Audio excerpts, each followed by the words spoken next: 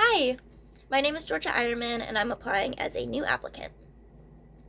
For question 1, if I were in a situation where my peers had not completed a mutual task, I would go to them as soon as possible. When trying to foster a productive and open workspace, I feel communication is an integral part of doing so. I would go to my peers, set clear expectations of what is needed to be completed, and discuss the steps for them to complete the task. I would also discuss what is preventing them from completing said task. If they were running into challenges and needed help, I would see how I could assist with completing the task. I would also discuss possible roadblocks, set clear expectations and deadlines, and offer support. For question 2, when I was in high school, I was a mentor for a science program for at-risk teenagers. During the program, we camped and did restoration work in the middle of nowhere. 2 students got into a physical fight when we were out working on the field. The place we were working was far from our base camp and was a very dangerous environment to be in. Because it was a safety issue, I separated the 2 of them for the time being. When we returned to camp, I sat them down and we discussed the conflict. I allowed both of the students time to speak and share their perspective. When we dissected the issue in a very calm space where I could help mediate, we discovered that the fight was just a misunderstanding between the 2 students that had been building for a couple days prior. In the end, we collectively came up with a solution to their personal issues with one another just by talking it through. I think this experience taught me a lot about conflict resolution.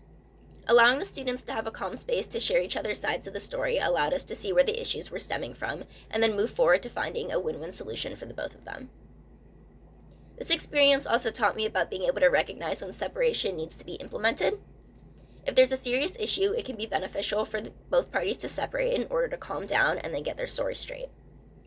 When the parties feel ready, they can come back together and we can decide to either continue that separation if needed or move forward in the conflict resolution process. I was a trained peer mediator in high school and dealt with resolving a lot of very intense conflicts, mostly between people my age.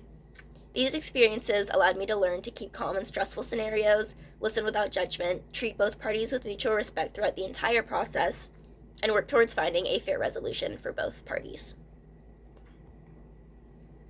For question 3, if a resident came to me and shared that they were having a hard time making friends and feeling lonely, first and foremost, I would remind the resident that I'm always a person that they can come to for companionship and am a safe person to talk to. I would probably share my experience with homesickness and feelings of loneliness and remind them that college is a huge period of adjustment and it's okay to feel this way. A lot of people do. And eventually, they will find people to connect with. I would encourage them to participate in social events that the RAs and the school host, as it's a good way to get to know kids with similar interests and where I actually made a lot of my friends. A goal of mine in becoming an RA would be to create a very strong sense of community within my residence halls and encourage the development of support networks within that community. I would also make them aware of mental health resources like the UCSC counseling and psychological services and encourage them to utilize the drop-in hours. There's also a lot of really great mental health apps through the school, like One Perfect Meditation and therapy assistance online that can help with feelings of anxiety and depression. For the 4th question, personally, I feel that strong bonds and relationships can be formed no matter what you're both interested in. I love learning about people's passions and think there's just so many hobbies and interests that I haven't had the opportunity to hear about. I think so much can be learned from just listening and engaging to people who are different than you, and that's one of the reasons I'm so interested in becoming an RA.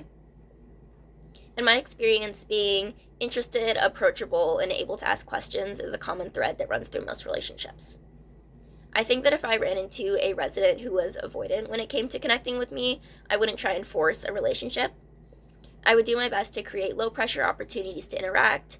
I would engage in small talk and try to engage with them without being overly intrusive, as that can be a little awkward or uncomfortable for some people. I would just do my best to try and naturally develop a relationship with the person. If the resident is still not interested in talking to me after a certain amount of time, I would reach out to another RA and make sure that the resident has a positive relationship with someone, even if it's not me.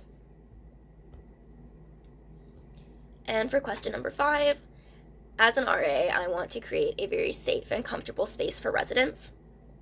I believe listening and accepting residents' input is extremely valuable and can create an inclusive and understanding community. I don't think there's ever an end to learning about social justice issues, being open to constant learning and facilitating discussions on topics like race, gender, sexuality, and economic status. allow positive growth within communities. I would ensure that every student felt comfortable in sharing their identity and make sure no one is disrespecting one another because of their identity. I would make sure to take input from residents and encourage them to come to me if they feel uncomfortable in any situation, and I can talk them through that and also encourage them to find resources from the school. I would also encourage students to share their identity. If they had any input on hosting events or sharing resources that highlighted their culture or personal experiences, I would love to incorporate it into the community space.